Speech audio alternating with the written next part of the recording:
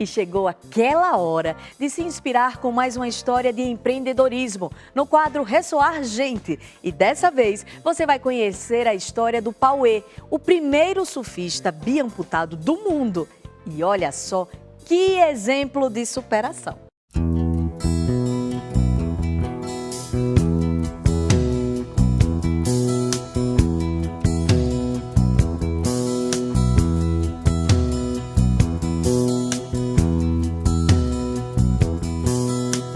Sou o Pauê, mais conhecido como Pauê, meu nome é Paulo Eduardo, sou nascido em Santos, criado aqui na região, morei muito tempo em São Vicente também, cidade vizinha, e desde pequeno adepto dos esportes, sempre gostei muito da praia, do mar, das ondas, e fui criado nessa esfera, e meus pais sempre me educaram numa cultura de valores onde isso seria importante para que eu pudesse me moldar.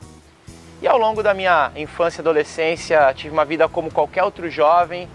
Acredito muito na contribuição da família, as bases sustentadoras, e sempre tive aí grandes valores que me preencheram e me ajudaram para chegar até aqui. Tinha hábitos como qualquer outro jovem.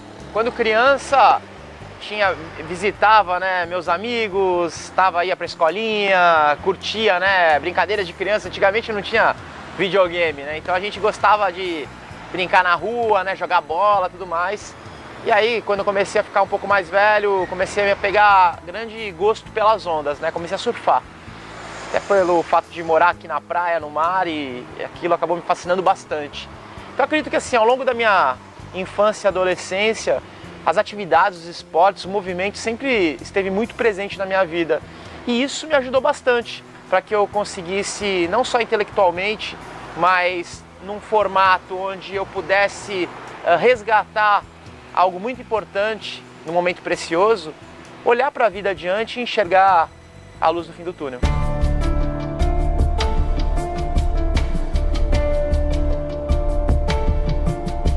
Eu diria que a gente nunca espera que um acidente possa acontecer na esquina da nossa casa, Isso aconteceu comigo. Eu tinha 18 anos, estava trilhando minha vida numa boa, acreditava que pudesse seguir adiante numa carreira na área de saúde, não sabia ao exato o que eu ia fazer, estava fazendo cursinho pré-vestibular. E eu lembro daquele dia, do dia 8 de junho do ano 2000, quando eu estava indo para uma academia que ficava ao lado de onde eu residia na época, na casa dos meus pais, e eu fui surpreendido por uma locomotiva que transitava apagada numa linha que estava desativada. Aquele choque, aquele episódio marcou por completo a minha vida.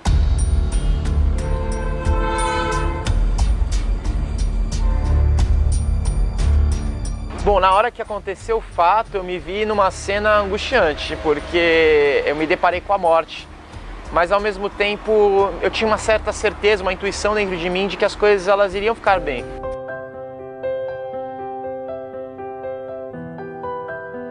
No começo não, no começo da entrada na UTI, fiquei ali isolado, acordava, mas dormia era sedado automaticamente para não sentir a dor. Mas depois que eu saí, fui para o quarto, eu comecei a perceber assim que eu iria sair daquela situação.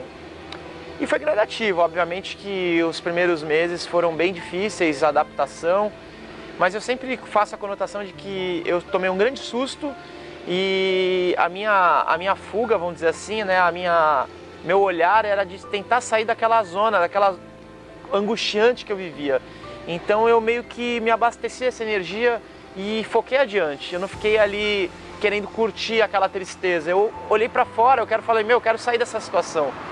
Então, para isso acontecer, foi necessário que eu tivesse não só um comprometimento comigo sobre aquela situação, mas tivesse uma atitude de fato.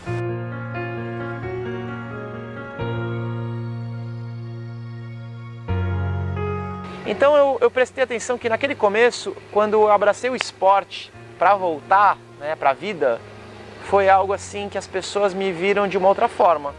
Eu fui o primeiro surfista biamputado no mundo. Eu tive essa informação através de um veículo de comunicação que na época veio gravar comigo, e aquilo foi um espanto, porque eu adorava pegar onda, eu era um surfista como qualquer outro, e de uma hora para outra perdi as pernas, não tinha mais as pernas, uma tragédia. Só que eu fui ali meio que acalmado com o fato de, poxa, calma aí, tu agora vai fazer algo bom para as pessoas, tu vai ser um início, né? Tu vai fazer uma alavanca, tu vai propiciar uma difusão dentro dessa era. Só que com o tempo, com perseverança, com muito comprometimento, as coisas elas começaram a acontecer, a evolução começou a existir. E aí, nessa vez que eu estava nadando, eu fui convidado depois, posteriormente, para nadar num centro onde tinham triatletas, pessoas que competiam triatlon, que era a natação, o ciclismo e a corrida. E eu mal sabia que aquele ambiente me fascinaria, me motivaria e me tornaria um deles, né? Então, quando eu comecei a nadar visando voltar a surfar. Automaticamente, depois de uma travessia que eu fiz, fui convidado para outra e aquela historinha começou a se estruturar.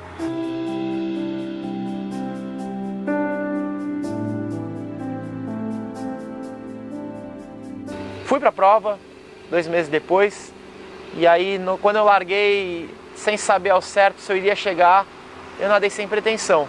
Nadei com o coração, com a vontade de, poxa, cheguei até aqui, vou tentar pelo menos. E fui super bem, cheguei.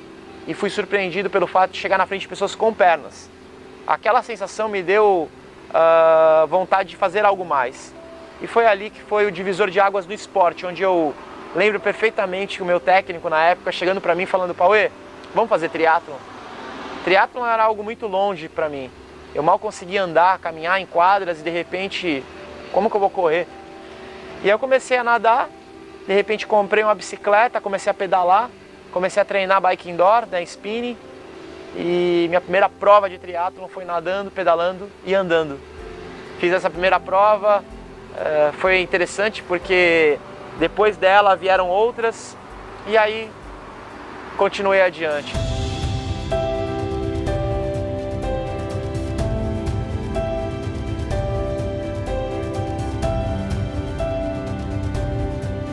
Me tornei na época o primeiro triatleta biamputado no Brasil, já existiam outros no mundo. E aí me sagrei ao longo dessa carreira, com muito orgulho, o primeiro campeão da história no Brasil biamputado.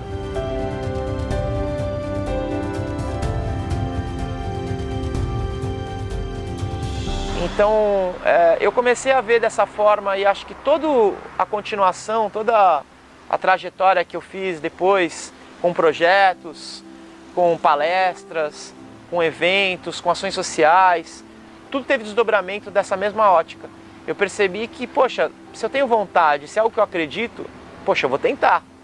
E sempre vinha na minha mente aquela travessia tão distante, ou a inserção do triatlon, ou voltar a pegar onda, que eram desafios que na verdade eu não sabia ao certo como realizar, mas depois, estando lá, eu ia me adaptando, eu ia entendendo.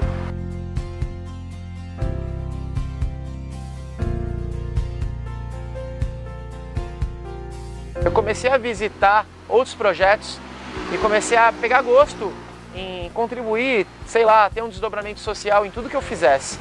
Então, o meu trabalho com as palestras foi um pouco disso. No início, em universidades, em faculdades, em hospitais, em entidades, até presídios. E eu comecei a ver que a minha história impactava e sensibilizava a vida de muita gente. E mudava. Eu via que muita gente, ao ouvir a minha história, percebia que podia, de algum fato, sei lá, uma sementinha dentro dela de mudança. Eu posso mudar para melhor. E aquilo começou a ser um viés para que eu pudesse, através do que eu mais gostava de fazer, que era o esporte, levar essa mensagem adiante. Então, em 2008, a gente teve uma ideia de começar um projeto maior. Em 2010 foi fundado a ONG Sol Cidadão. E aí, desde então, eu comecei a fazer parte em alguns projetos de destaque, por exemplo, a Expedição Superágua. Foi uma vinda que eu fiz de Paraty a Santos remando de caiaque, surf ski. Foi um exemplo disso.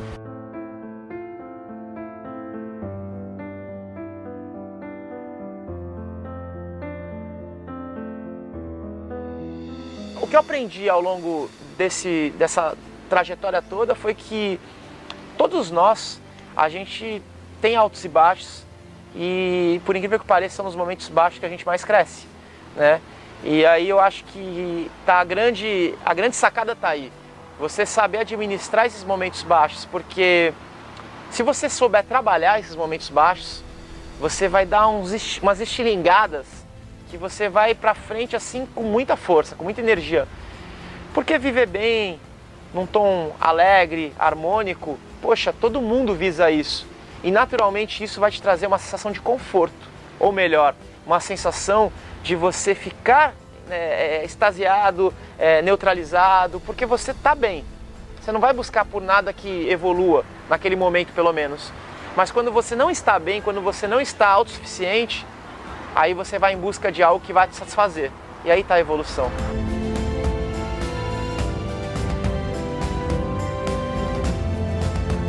Hoje, olhando para trás, fazendo um feedback, eu presto muita atenção que todo aquele acidente não foi em vão, né?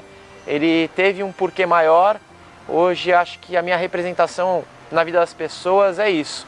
Poder ser um elemento que atrai a atenção delas para poder dar uma mensagem que possa impactar positivamente na vida delas. Existem vários caminhos, existem várias formas e eu acho que cada um tem que entender o seu propósito.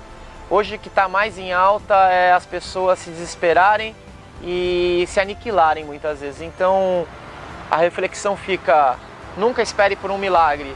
Na vida tudo pode acontecer e você é a pessoa, o protagonista disso, então faça acontecer.